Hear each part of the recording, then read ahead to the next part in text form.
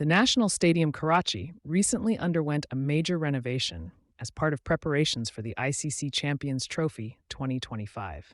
Phase 1 of the upgrade, completed by January 31st, 2025, included the reconstruction of the University Road End Pavilion with modern dressing rooms, physio and doping test facilities, and 24 hospitality boxes.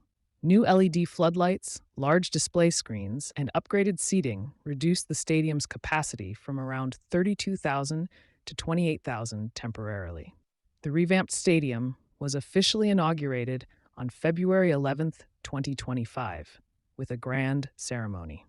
Following the conclusion of PSL Season 10 in May 2025, Phase 2 will begin, focusing on reprofiling the general stands, improving crowd management, and enhancing parking and access facilities to meet international standards.